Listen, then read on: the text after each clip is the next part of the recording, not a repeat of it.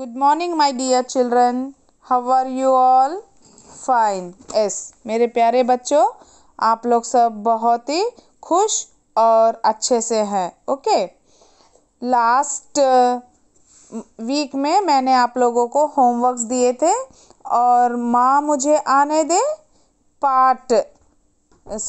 कविता में मैंने आप लोगों को उन्मीकरण, उद्देश्य, विधा विशेष, कवित्री परिचय बताया. Yes my dear. एस.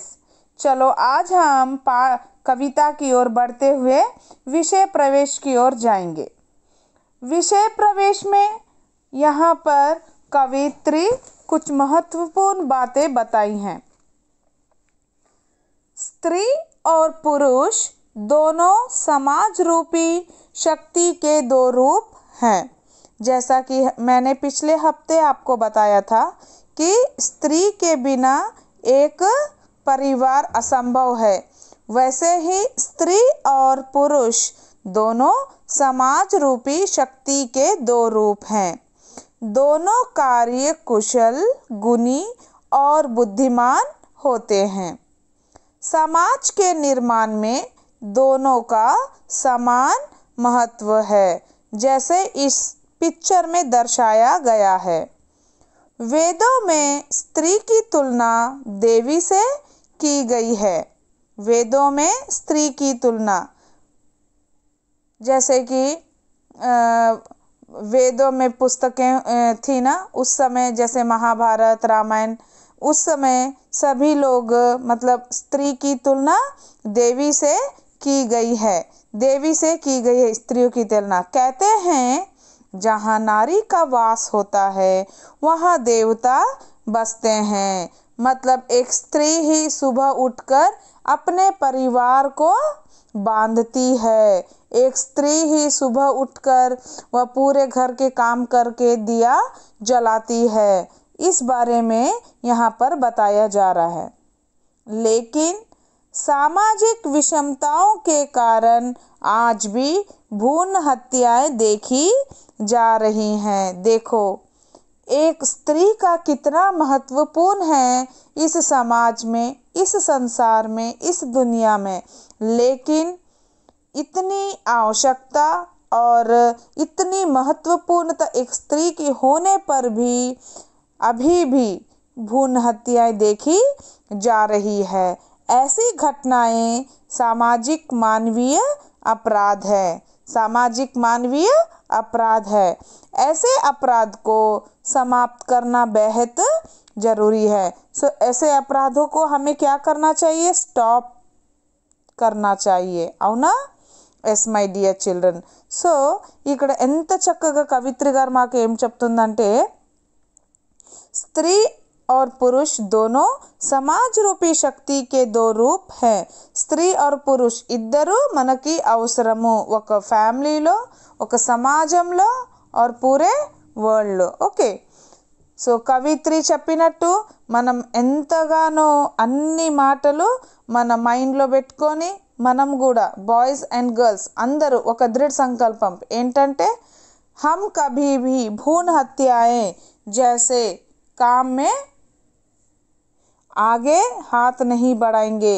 हम इसे रोकने की कोशिश करेंगे. Okay my dear. एस.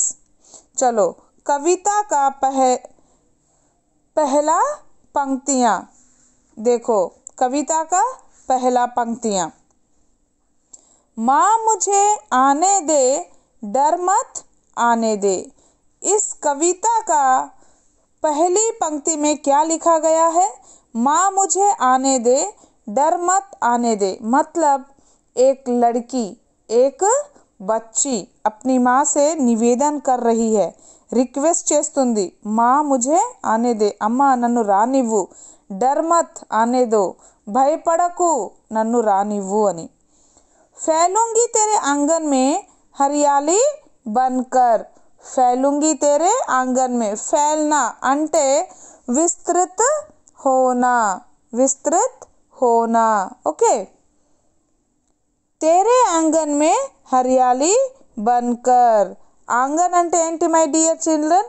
घर के भीतर का सहन అంటే మనం వరండా అంటాం కదా మై డియర్ చిల్డ్రన్, ఇంటి ముందు ఆర్ ఇంటి బ్యాక్ సైడ్, దాన్ని ఆంగన్ అంటారు. ఓకే, ఫైలూంగి తెరే ఆంగన్ మే హరియాలి బన్కర్ అంటే నేను నీ వరండాలో చక్కగా ఆడుతూ పాడుతూ ఉంటాను మమ్మీ, మంచిగా ఆడుకుంటాను అని చెప్తుంది.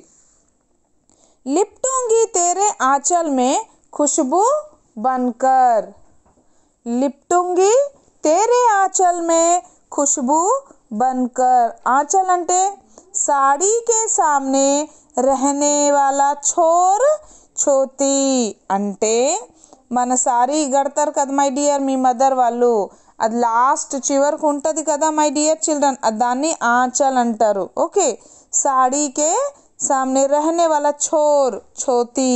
ఓకే, హరియాలి బన్కర్ అంటే చీర ఎలా ఎంతో చక్కగా మనం ఇట్లా రౌండ్గా ఇట్లా కింద పరిచేస్తే ఎంత చక్కగా ఉంటుందో అలా నేను నీ నువ్వు చీరలో నేను లిప్టుంగి అంటే తను ఎంతో ఆశతో నేను దాంట్లో పండుకుంటా మమ్మీ, నీ ఒడిలో పండుకుంటాను అని చెప్పుకుంటూ వస్తుంది. ఖుష్బూ బన్కర్, లిప్టుంగి తెరే ఆంచల్ మే ఖుష్బూ బన్కర్ అంటే ఒక మంచి స్మెల్. ఓకేనా, సుగంధ్ పరిమళ వాసన లాగా నేను నీకు ఉంటాను మమ్మీ తోడయి అని ఎంతో చక్కగా ఆ బిడ్డ తన మదర్తో చెప్తుంది. మేరీ కిలక్ ఔర్ ఠుమక్తే కదమో మే, మేరీ किलक और ठुमकते कदमों में, किलक का मतलब किलकारी, ठुमुक का मतलब ठसक भरी हुई చాల్ అంటే పట్టీలు వేసుకొని అటు ఇటు అమ్మాయిలు ఇంట్లో తిరుగుతూ ఉంటే ఏదో అంటారు కదా లక్ష్మీదేవి వచ్చారని, అంత చక్కగా కదమో అంటే పాదాలు అని ఇక్కడ కవిత్రి ఎంత చక్కగా చెప్తున్నారు ఇక్కడ. అంటే నిజంగా మరి కొంతమంది అలా అనుకుంటారు కానీ అమ్మాయిని అబార్షన్ చేసేస్తారు, కానీ ఒక గర్ల్ ఉంటే ఆ ఇంట్లో ఎంత కళ, ఎంత సంతోషము, ఎంత ఆనందము, అది 100లో 99%కి ఉంటుంది, 1% ఎక్కడో ఇలా జరుగుతూ ఉన్నాయి. సో ఆ 1% కూడా మనము స్టాప్ చేయాలని ఇక్కడ కవిత్రి గారు చెప్తున్నారు. కవి हमें बता रही है कि हमें ऐसे अपराध को रोकना चाहिए, समाप्त करना चाहिए. तो मेरे प्यारे बच्चों, मैं सोचती हूँ कि आप लोगों को यह 4 पंक्तियाँ बहुत अच्छी तरह से समझ में आई होंगी, है कि नहीं. नेक्स्ट, घर का सन्नाटा बिखर जाएगा जो पसरा है पिता के दम्भ, भाई की उद्गंडता के कारण सदियों से पोंछ दूंगी अंधेरा जो तेरे माथे की सिलवटों में सिमटा है. घर का सन्नाटा बिगड़ जाएगा, सन्नाटा का मतलब खामोश, సైలెంట్. ఇంట్లో అన్నయ్య ఉన్నాడు కానీ అదంతా నేను సన్నాటా అంటే ఏంటి ఇక్కడ సైలెంట్, ఆ సైలెంట్ అనేది నేను తీసేస్తాను. జో పసరా హే పితాకే దంబ్, ఓకేనా, డాడీ ఎంతో ప్రౌడ్గా ఉండాలని నేను ఆశపడుతున్నాను, ఆయన మైండ్లో ఉన్నది టెన్షన్స్ అన్నీ నేను తీసేస్తాను, డాడీ ప్రౌడ్గా ఫీల్ అవ్వాలి అని చెప్తుంది. భాయికి उद्गंडता से के कारण सदियों से, भाई की ఉద్దండట అక్కడపన్ అంటే అల్లరి చేయటము, అండ్ అక్కడపన్ అంటే అక్కడ ప్రౌడ్ కూడా వస్తుంది అనమాట. ఓకేనా, అంటే కొన్ని ఫ్యామిలీస్లో బాయ్స్ని చక్కగా చూసుకుంటారు కదా, అలా తను చెప్తుంది అనమాట. భాయికి ఉద్దండట కే కారణ్ సదియోं से पोंछ दूंगी अंधेरा जो तेरे माथे की सिलवटों में सिमटा है. అంటే ఇక్కడ ఒక పాప వాళ్ళ మదర్తో ఇవన్నీ చెప్తూ ఉందన్నమాట. పోచ్ దుంగి అంధేరా, అంధేరా అంటే ఏంటి మై డియర్, చీకటి. ఆ చీకటిని ఎన్నో శతాబ్దుల నుంచి వస్తున్న చీకటిని నేను తుడిచివేస్తాను. జో తెరే మాథేకి సిల్వటోమే సిమ్టా high, Joe తెరే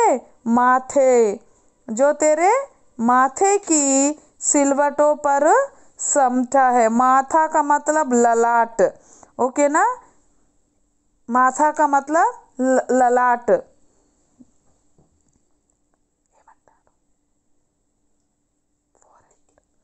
okay my dear children, ఇక్కడ మనకి నుదిటి పైన ఉంటుంది కదా, ఆ టెన్షన్స్ అన్నీ నువ్వు అక్కడ పెట్టుకొని ఉన్నావు మమ్మీ, అవన్నీ నేను తీర్చేస్తాను, నువ్వు అక్కడ ఏం టెన్షన్స్ పెట్టుకోకు అని చెప్పుకుంటూ వస్తుందన్నమాట. కభీ కభీ झर जाता है ओस की बूंदों सा आँखों की कोरों से. कभी कभी झर जाता है ओस की बूंदों सा आँखों की కోరో సే. కభీ కభీ ఝర్ జాతా హై అంటే ఎన్నో బాధలు కష్టాలు ఉన్నప్పుడు ఆ తల్లి కళ్ళలో నుంచి ఆ నీరు కారుతాయి కదా, దాన్ని ఆ పాప చెప్తుందనమాట. ఓస్కి బూందోసా, ఓస్ అంటే స్నో లాగా, అవునా, మనకి కళ్ళలో నుంచి నీరు అలా కారిపోతూ ఉంటాయి. ఆఖోంకి కోరోసే, ఓకే, మీ అటువంటి బాధతను నువ్వేమి పడొద్దు మమ్మీ అని తన మమ్మీకి చెప్తుంది. ఆఖోకి కోరోసే, ఇటు చివరి నుంచి ఆ కన్నీరన్నీ తుడుచుకుంటూ పోతూ ఉంటాయి కదా, నువ్వు ఏమీ బాధపడొద్దు. ఫస్ట్ ఆఫ్ ఆల్ నువ్వు ఏం చెయ్యాలి, మా ముझे ఆనేదే, డర్ మత్ ఆనేదే, నువ్వు ఫస్ట్ నన్ను ఈ లోకంలోకి రానివ్వు, నేను నీకు ఇలా తోడై ఉంటాను అని తను చెప్తుంది. ओके मेरे प्यारे बच्चों, यहाँ पर कवित्री अपने प्यारे प्यारे शब्दों को उदाहरण की तरह यहाँ पर हम सबको कितने प्यार से बता रही है कि एक बेटी कितनी तड़प रही है अपनी माँ के लिए. सो उस तड़प को आप सभी को भी समझ में आ रहा होगा, तो हमें वैसा गलत काम नहीं करना चाहिए. गलत काम का मतलब यहाँ पर भ्रूण हत्या के बारे में बताया जा रहा है. सो मेरे प्यारे बच्चों, ये 2 पैराग्राफ्स के बाद नेक्स्ट वीक मैं आप लोगों को आगे बताऊंगी. ये 2 वीक्स आप लोगों को मैंने जो होमवर्क दिया था वह सब भी मैं आज देखूंगी. और आज का वर्क आप लोगों के लिए क्या रहेगा, मृदुल जोशी जी का कवि परिचय आप लोग सभी होमवर्क बुक में लिखेंगे. Okay my dear children. उसके बाद इसी वीक में मैं आप लोगों को ओरल टेस्ट भी लूँगी. मृदुल जोशी का आप लोगों से मैं ओरल टेस्ट लूँगी. Okay my dear. Okay, God bless you. Thank you.